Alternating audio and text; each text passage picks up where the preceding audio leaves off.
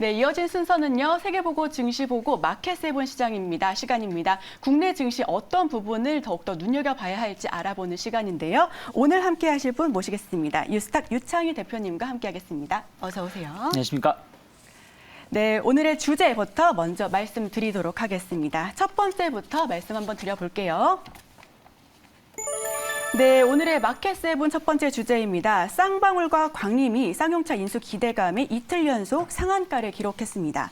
하지만 인수대금 마련 등 넘어야 할 고비가 많아 투자에 주의가 필요해 보이는데요. 이런 부분들 함께 참고해 보시면 좋겠습니다. 네, 이어서 3월 수출 월간 기준 사상 최고치를 기록했었던 우리 석유화학과 반도체 업종 관련해서 앞으로의 전망과 관련주 흐름 역시도 살펴보도록 하겠습니다.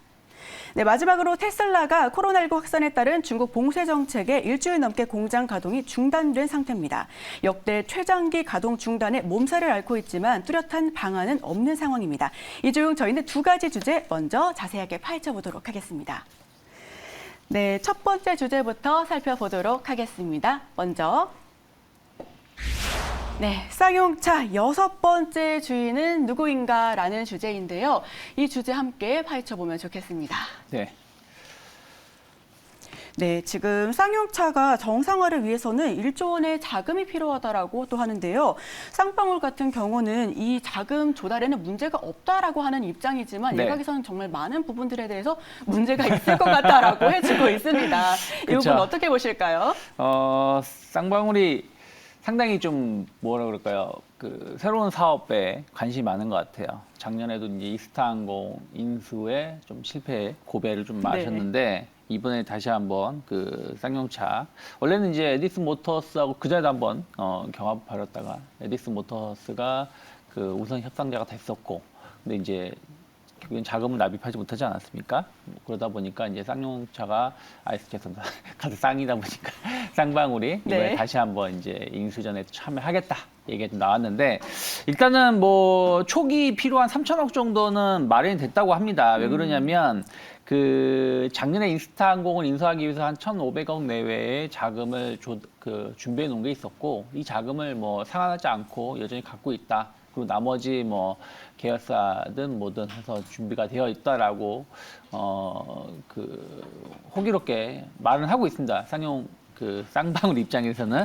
근데 글쎄요, 뭐 실제 이게 회사를 인수한다고 해서 끝나는 게 아니잖아요. 그러니까 운영을 해야죠. 그렇죠. 네. 산업은행이 쌍용차를 매각하려고 하는 이유 중에 첫 번째는 공적 자금을 회수하려는 것도 있지만 두 번째는 이 회사가 정상적으로 가동이 될 수 있게끔 이제 하는 기업에다가 매각을 하려고 하는 것인데 인수만 딱 하고 나서 뭐 정상적으로 운영을 할 수 있을지 없을지를 가늠을 못한다, 판단을 못한다라면 그 인수 협상자가 될 수도 없을 수도 있기 때문에 그러한 부분들이 상당히 좀 시장에서는 과연 가능할까? 라는 생각을 많이들 좀 아직까지는 부정적으로 생각하고 있습니다. 네, 사실 전년도에 쌍방울이 이스타항공을 인수하려고 하지 않았습니까? 그래도 실패했습니다. 근데 그때 당시에 쌍방울이 이스타를 인수하려고 했었던 부분은 비비안, 자회사에 썼던 비비안을 가지고 또 중국에 대한 속옷 확대를 사업 확대를 하겠다라고 하는 그런 방침이었는데요. 네. 이번에 쌍방울은 쌍용차와의 합병으로 무엇을 얻을 수 있을까요? 글쎄요. 저는 뭐 이스타항공을 인수해서 그게 뭐 비비안이 중국 사업에 진출하는 거하고 무슨 연관성이 있는지 그건 잘 모르겠습니다. 네. 왜 그러냐면 뭐 항공사를 꼭 가지고 있어야지 뭐 수출하는데 물류에 좀 더 도움이 된다라고 말씀드릴 수 없으니까요. 이번에도 마찬가지예요. 쌍용차를 인수한다고 해서 쌍방울이 어떤 뭐랄까요 서로 간의 협업 뭐 혹은 매출 증대를 기대할 수 있는 건 단 1도 없다라고 보시면 될 것 같아요. 다만 뭐 회사라는 예를 들어서 그렇게 따지면은 LG 그룹이 뭐 전자도 있고 뭐 화학도 있고 뭐 여러 가지 사업 부분이 있지 않을까? 삼성전자도 마찬가지고 그러면은 전혀 연관성 없는 회사를 인수한다고 해서 그것이 문제 있다라고 말할 수 없는 거잖아요. 네. 삼성이나 LG 현대가 뭐 그렇기 때문에 쌍방울이 쌍용차를 인수한다고 해서 뭐 속옷 사업을 하는 업체가 이런 자동차 업체를 인수하는 게 과연 맞냐라고 말할 필요는 없다 생각하고 있어요. 다만 아까 말씀드린 것처럼 이 회사를 인수를 해서 사업을 정상화할 수 있느냐 없느냐가 중요한 것이고 그러한 의지와 실력이 좀 구분이 될 수 있는 부분들이 있다 생각을 좀 하고 있고요. 그리고 이제 다만 이제 일부 관계사들이 있습니다. 이번에 쌍방울 이제 연합이라고 하죠. 계열사들이 총동원될 것이라고 추측을 하는데, 뭐 강림이라든지 일부 기업은 이제 자동차 관련된 부품 혹은 자동차 관련된 어떤 제품들을 생산을 하고 있기 때문에 만약에 쌍용차를 인수하게 된다라면 관련해서의 매출 증대를 기대해 볼 수 있겠지만, 글쎄요, 그 작은 계열사의 매출 증대를 위해서 더 큰 기업을 인수하는 것은 글쎄 뭐 연관성을 찾기에는 좀 힘들지 않을까. 어쨌든 새로운 사업 모델을 만들기 위해서 인수를 하려고 하는 것이 아닌가 생각하고 있습니다. 네, 그렇습니다. 그런데요, 쌍용차가 국내 최초의, 저는 현대차가 최초인 줄 알았거든요. 근데 국내 최초이자 또 최장수 자동차 기업이라고 합니다. 네. 그럼에도 불구하고 총 6번의 고배를 마셨어요. 주인이 계속해서 바뀌었거든요. 그렇죠. 근데 이게 그렇다라면은 타 완성차 업체에 비해서 매력도가 좀 떨어진다라는 뜻인데, 많이 떨어지죠. 네, 많이 떨어진다라고 또 말씀해 주셨는데 가장 큰 문제점이 뭘까요? 일단은 우리나라 자동차 시장의 고질적인 문제일지 아니면은 현대 기아의 정말 좋은 실력 때문일지 모르겠습니다만 우리나라 시장 자체가 현대 기아가 한 60, 70%, 네. 나머지 외국산 수입 브랜드가 20, 30%를 차지하는 거 아니겠습니까? 파이를 나눠갔죠. 네, 파이가 딱 두 회사로 집중되어 있으니까 두 개로 시장이 집중되어 있습니다. 나머지 GM이라든지 뭐 르노, 삼성이라든지 아니면 이런 쌍용차 같은 경우는 정말로 그 비교를 해본다라면 뭐 어쩔 때는 그러니까 뭐 수입 브랜드만도 못한 판매를 기록하는 경우가 많아요. 네. 뭐 그리고 뭐 GM 같은 경우도 말이 국내 대우에서 이제 인수된 것이지만 인기 있는 차량은 다 수입해온 차예요.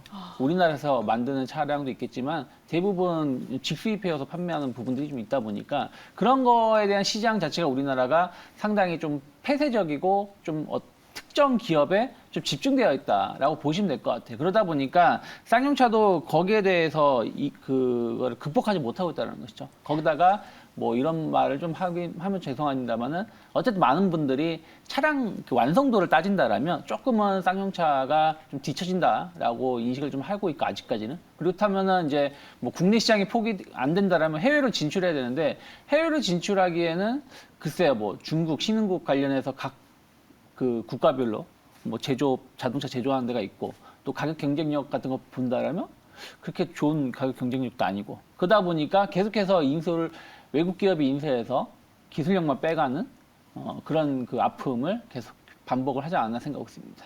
네, 그렇다면 국내외로 투자 포인트가 조금 아쉬운 부분인데요. 자, 지금 쌍용차 관련한 종목들, 우리 쌍방울, 광림 계속해서 연이어 상한가 기록하고 있습니다. 관련주 투자 지금 괜찮을까요? 지금 투자하시면 복불 보이겠죠? 복불복이요.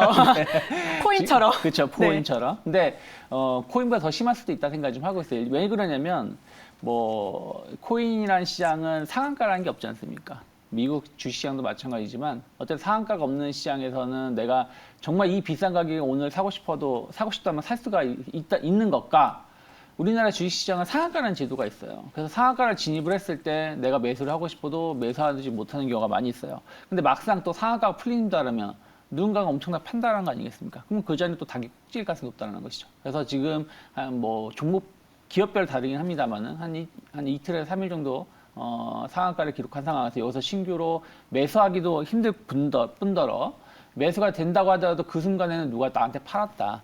그러면 그때가 단기 꼭지일 가능성이 높다 생각을 좀 하고 있습니다. 그렇기 때문에 지금은 추격 매수하신다면 상당히 위험할 수 있다 생각하고 있고 또 하나는 아까 말씀드린 것처럼 쌍용차를 국내에서 어떤 기업이 인수할지 모르겠습니다만 이건 독이 든 성배라고 보시면 될 것 같아요. 뭐 초기 인수 자금이야 뭐 3천억, 5천억 정도라고 할 수 있겠지만 이것도 엄청난 큰 자금이지만 네. 그 이후에 추가로 들어가야 될 돈이 뭐 1조일지 2조일지 모르는 거거든요. 그럼 이것을 조달할 수 있는 기업이 과연 얼마나 될 것인가 생각을 한다라면 전 상당히 뭐 관련된 기업들 뭐 약간 최근에 테마성으로 움직임이 나오고 있지만 뭐 그전에 에디슨 모터스가 워낙에 갭상한가를 엄청나게 보여줬기 때문에 그런 것을 기대할 수도 있겠습니다만은 그런 것을 기대하다 잘못 들어갔을 때는 상당히 위험하지 않을까 생각하고 있습니다. 네, 상당히 위험한 지점이라고 말씀해 주셨고요. 때문에 쌍용차 관련해서 지금 관련주들의 투자는 조금 유의할 필요가 있어 보입니다. 네, 바로 이어서 다음 주제로 넘어가 보겠습니다. 다음 주제는요. 석유화학업계 호황 이어질까입니다. 지금 전월 3월에 우리나라 수출 반도체와 석유화합이 굉장히 좋았습니다. 네. 월간 기준으로 사상 최고치를 기록했는데요. 2분기에 우리 석유화학 섹터의 전망이 어떨까요? 뭐 현실과 이상과 현실은 다르지 않나. 이상과 현실이 다르다. 네, 무슨 얘기냐면 3월 달에 그 수출 수입 뭐 역대 최고치를 기록을 했어요. 그래서 상당히 좀 기업별로 기대감이 있는 얘기들이 좀 일부 나오고 있습니다. 그래서 뭐 이유는 여러 가지 있죠. 뭐 경기가 계속 회복세를 보여주고 있고 또 주력 산업 관련해서 경쟁력이 우리나라 기업이 워낙에 우수하다 보니까 수출이 잘 되었다라고 보고 있고요. 그중에서 대표적인 게 이제 반도체하고 석유화학 관련된 섹터입니다. 역대 사상 최고치를 달성을 했고요. 특히 석유화학 제품들이 판매가 많이 된 것은 약간 이제 경기 회복하고 상당히 밀접하게 연계가 되어 있습니다. 북미하고 유럽이 리오프닝 경제 재개되다 보니까 이런 그 화학 제품 수요 생산이 그러니까 경제가 재개가 되면서 관련돼서 수요가 계속해서 늘어났다 생각을 좀 하고 있습니다. 그래서 그런 부분들이 좀 기대감을 보여주는데 다만 뭐 반면에 그 역대 최대 수출 수입을 보여줬지만 월간으로 보면 적자였습니다. 무역 수지를 본다라면 그만큼 환경이 안 좋은 것이고 수출은 잘 됐다고 하더라도 수익성은 조금 그전보다 못한 부분들이 좀 있어서 화학 업황에 대해서는 조금은 여전히 좀 보수적인 시각이 좀 많지 않나 생각하고 있습니다. 네, 여전히 화학 업황에 대한 보수적인 시각이 많다라고 또 말씀해 주셨는데요. 이어서 다음 질문 드리겠습니다. 현재 품목별로 보면요. 15개 품목 가운데 자동차와 선박을 제외한 네. 13개 품목이 모두 올랐습니다. 네. 굉장히 우리나라가 지금 그래도 훈풍을 겪고 있다라고 볼 수 있겠는데요. 석유화학 섹터 중에 가장 크게 반등을 보일 수 있는 개별주가 있다면 무엇일까요? 석유화학 섹터가 다 좋지 못해요. 솔직히 말씀드리면 아까 말씀드린 것처럼 공급 과잉 문제가 상당히 지금 문제가 되고 있고 이러한 부분들이 해소가 되기 전에는 작년과 같은 뭐 작년 상반기까지의 모습을 기대하기 쉽지 않은데 그래도 이제 다 안 좋은 거 아니지 않습니까? 안 좋을 때 또 좋은 기업들도 있으니까. 그럼요. 그래서 그래도 한번 선정을 해본다면 롯데정밀화학을 좀 주목해 보시면 좋지 않을까 생각을 좀 하고 있어요. 가성소다 관련해서 수요가 계속해서 증가를 좀 하고 있고요. 이 부분은 예전부터 계속 얘기가 나왔었는데 뭐 2차 전지라든지 뭐 일반 산업재라든지 그러니까 이 가성소다라는 것이 어떻게 보면은 그 화학 제품의 쌀과 같은 존재거든요. 그래서 관련돼서의 생산 업황이 나쁘지 않다라면 이런 가성소다의 수요는 계속해서 늘어날 수밖에 없는 구조로 되어 있고 특히 이제 가성소다를 만드는 기업이 몇몇 별로 없습니다. 우리나라나 뭐 전 세계적으로 봤을 때 그러다 보니까 공급이 상당히 제한되어 있다. 그래서 뭐 수요는 엄청 많이 늘어나고 있지만 공급을 급격히 늘릴 수 없는 구조이기 때문에 이런 공급 부족 사태는 상당히 장기화 될 것이고 그런 것을 한 2027년까지 예상하고 있는 것 같아요. 뭐 저는 잘 모르겠습니다만 어쨌든 그렇다면 최소한 1, 2년 길면 뭐 3, 4년 동안은 롯데정밀화학이 이런 부분들에 대해서 우위를 점칠 수 있다. 공급자 측면에서 우위를 점칠 수 있기 때문에 저는 최근에 주가도 보면 계속해서 다른 화학주 대비해서 우상향 기조를 이어가고 있는 거 본다라면 이번 실적 시즌 1분기 실적도 한 879억에서 한 880억 정도 예상하고 있다는 거 주목해 보실 필요가 있지 않을까 생각하고 있습니다.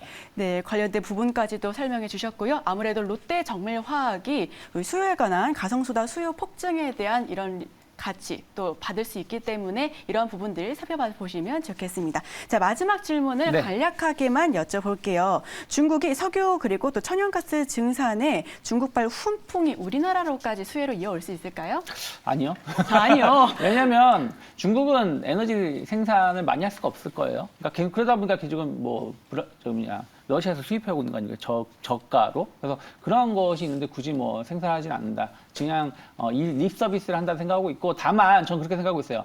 그 얘기는 무슨 얘기냐면 에너지의 어떤 문제 이슈는 전 장기적으로 갈 수밖에 없다. 어저께도 유가가 좀 상승을 좀 했습니다만은 저는 뭐 러시아 우크라이나 전쟁이 끝난다고 해도 유가는 계속해서 좀 더 우상향 기조가 이어질 것이고 그러면 에너지 관련된 기업들이 주목하실 필요가 있고 SOE를 전 대표적으로 가장 큰 수혜를 입을 수 있다 생각 좀 하고 있어요. 그래서 정제 마진이 상당히 급등세를 보여주고 있죠. 지금 정제 마진이 뭐 15달러다, 뭐 20달러 조금 안 되지만 전후에서 움직인다라고 얘기가 나오고 있는데 5달러만 넘어가도 정유 업체들 사야 된다라고 말을 하고 있는데 지금 그 이상이라는 것이죠. 그러면 2분기 실적에 대한 어떤 기대감들, 거기다가 고유가가 계속 지속되고 있고 경유라든지 등유라든지 항공유가 상당히 수요가 많다라는 걸 본다라면 저는 계속해서 그 SOE는 고점 갱신이 좀 더 이어질 수 있다 생각하고 있습니다. 네, 오늘 롯데 정밀화학과 그리고 S오일에 대한 의견 함께 해주셨습니다. 굉장히 간단 명료하게 말씀해 주셨는데요. 네, 지금까지 유스탁 유창희 대표와 함께했습니다. 오늘 말씀 고맙습니다. 고맙습니다.